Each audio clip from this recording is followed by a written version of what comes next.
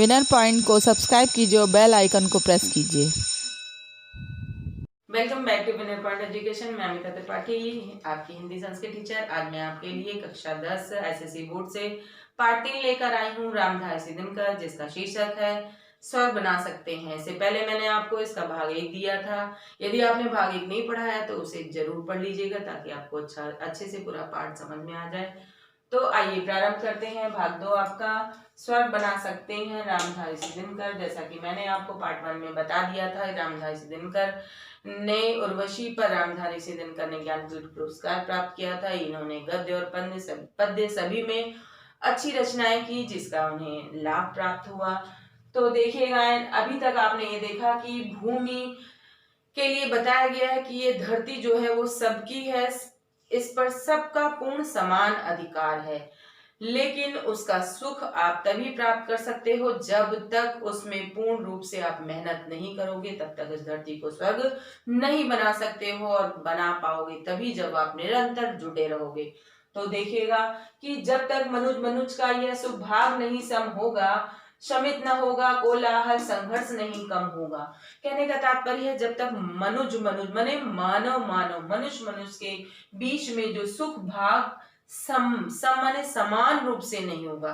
कहते हैं कि जैसे एक चीज के 4 हिस्से किए जाते हैं, जब उसको समान रूप से सबको बांट दिया जाता है। एक परिवार में जैसे 4 लोग हैं तो अकेला कोई एक व्यक्ति खा लेता है तो बाकी 3 भूखे रहते हैं, वो सही नहीं है। जब सब लोग एक साथ मिलकर खाते हैं तो उस खाने का आनंद ही कुछ और होता है। उसी तरह से ये धरती का जो सुख है, जब हम सबको समान रूप से प्राप्त होगा तो सभी मानव के अंदर खुशहाली होगी।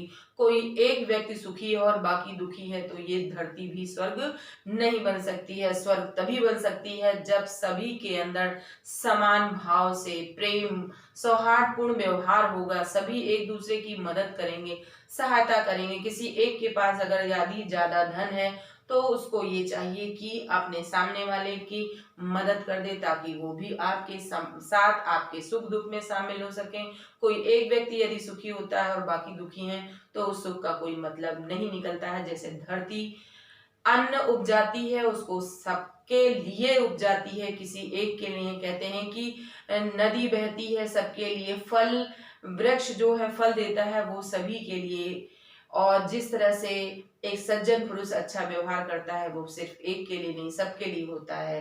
तो उसी तरह से कहा गया है कि जब तक मनुज का यह सुख भाग नहीं सम होगा, मनुष्य के बीच का जो सुख है वो बराबर भाग से नहीं मिलेगा, सब एक तरह से एक भाव से नहीं होंगे, तो ये धरती स्वर्ग नहीं बन सकती है। समित न होगा कोलाहल। अब आपस में इतना संघर्ष, इतना लोगों के अंदर संघर्ष मचा है कि मेरा है मेरा है, ये मेरा मेरा की भावना यदि नहीं गई तो ये सुख इस धरती पर नहीं आ सकता है। सुख इस धरती पर तभी आएगा जब मैं की भावना चली जाएगी। हम सब एक हैं, इस भावना के साथ हमको रहना होगा कि संघर्ष नहीं कम होगा। जब तक ये कोलाहल, शोर, लड़ाई झगड़ा, मार पीट, द्वेष, जलन ये इस धरती से दूर नहीं होंगे तब तक स्वर्ग नहीं बन सकता। स्वर्ग तभी बन सकता है जब सब एक भाव से एक समान अधिकार से कार्य करेंगे और इस धरती को सस्य श्यामला बनाएंगे।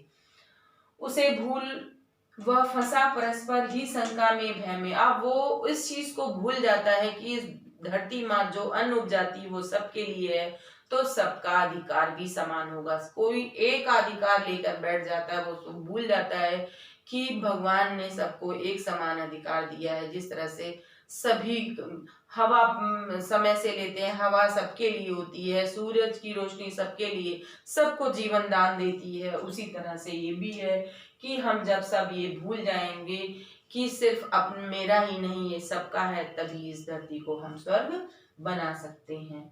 लगा हुआ केवल अपने में और भोग संचय। अब आज का मनुष्य क्या है कि सिर्फ अपना अपना अपना में लगा रहता है, कभी दूसरे की सोचता नहीं है। हमें क्या करना है कि हमें सबके सुख की कामना करनी है, सिर्फ अपने लिए नहीं। वो मनुष्य क्या है, मनुष्य जो मनुष्य के लिए ना मरे, मनुष्य मन है वही जो मनुष्य के लिए मरे। एक दूसरे को हमें समभाव से देखना है, एक दूसरे की मदद करनी है। जब तक हम एक कड़ी के समान नहीं बनेंगे तब तक हम एक मुट्ठी नहीं बनेंगे, हम एक ताकत नहीं बन पाएंगे। लगा हुआ केवल अपने में और भोग संचय में। आज का मनुष्य क्या है, सिर्फ अपना अपना संचय करने में, खाए पैसा है, पैसा जितना धन है हो सके। और क्या है कि मनुष्य को ये धन साथ में लेकर नहीं जाना है। कहते हैं कि रहना नहीं देश वीराना है, ये जीवन कागज की पुड़िया बूंद पड़े जंगल जाना है। यानी मनुष्य को 4 दिन की चांदनी फिर अंधेरी रात, लेकिन मनुष्य भूल जाता है, सब उसी में लिप्त इतना हो जाता है, वो सोचता है ये अपना है, लेकिन कुछ भी अपना नहीं है, सब मनुष्य यहीं पर छोड़कर चला जाता है। तो हमें इस धरती पर जब तक रहना है तब तक समभाव से, समान भाव से, सौहार्दपूर्ण से, प्रेम से, स्नेह से रहना है, प्रेम पूर्वक रहना है, ताकि इस धरती में सब जगह सुख ही सुख प्राप्त हो।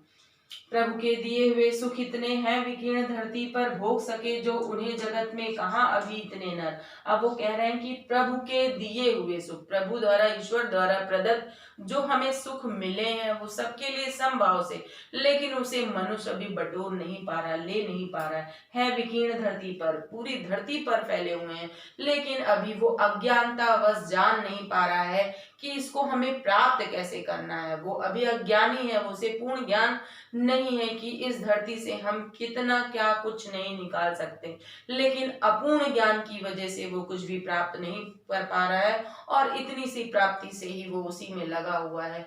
उसे तो हम जब कहते हैं कि जब एक साथ हम मिलके धरती पर खेती करेंगे, सस्य श्यामला धरती होगी, सब तरह पेड़ पौधे होंगे, तब हमारा जीवन और हमारा ये धरती, हमारा समाज, तभी हम इस धरती को हम स्वर्ग बना पाएंगे। लेकिन आज यही हो रहा है, मनुष्य अपने अपने में लगा हुआ है। सर्वे भवन्तु सुखिना की भावना इन लोगों के अंदर से चली गई है, संभावना ही नहीं है, माने सबको समान अधिकार हो, ये मनुष्य सोचता नहीं, सोचता है सिर्फ उसी को प्राप्त हो जाए। लेकिन ऐसा करने से धरती का जो छिपा हुआ सुख है, उसकी धरती में जो खजाना गड़ा हुआ है, उस खजाने को हम तभी निकाल पाएंगे जब हम एकजुट होकर मेहनत करेंगे। कहते हैं कि हम धरती को स्वर्ग तभी बना पाएंगे। कहते हैं कि जितना आप कुआं खोदोगे, जितने गहराई में जाओगे, उतना मीठा पानी आपको प्राप्त होगा। जब तक आप गहराई में ही नहीं जाओगे तो मीठा पानी प्राप्त नहीं होगा। उसी तरह से इस धरती पर किसान जब मेहनत करता है, अपने पसीने को बहाता है, तभी खेती होती है, तभी हरियाली आती है, तभी अनाज होता है, और वो अनाज ही हमारे लिए सोना होता है। तो कहाँ अभी इतने नर, अभी मनुष्य अज्ञानतावश इसी में छुपा हुआ है, अभी इतने नर नहीं हैं जो इस भावना को समझ सकें और इस धरती को स्वर्ग बनाने के लिए आगे बढ़ सके। तो हम सभी को स्वर्ग बनाना है इस धरती को, और किसी न किसी को आगे आना ही होगा। सब हो सकते तुष्ट, एक साथ सब सुख पा सकते। अब कवि के कहने का तात्पर्य है कि इस संसार में सभी तुष्ट माने संतुष्ट हो सकते हैं, सभी एक समान भाव से सुख भी प्राप्त कर सकते हैं, लेकिन कब प्राप्त कर पाएंगे? जब हम सभी एकजुट होके, हम एक मुट्ठी की तरह ताकत बनकर उस धरती पर मेहनत करेंगे, तभी इस धरती को हम स्वर्ग बना पाएंगे। चाहे तो पल में धरती को स्वर्ग बना सकते हैं, बस हमारे अंदर जो आत्मविश्वास की भावना जाग जाए, हमारे अंदर दृढ़ प्रतिज्ञा हम अगर यदि ले ले, हम सब मिलकर एकजुट होकर इस धरती पर मेहनत करें, तो क्यों ना हम चुटकी में अपने धरती को स्वर्ग बना सकते हैं, जरूर बना सकते हैं।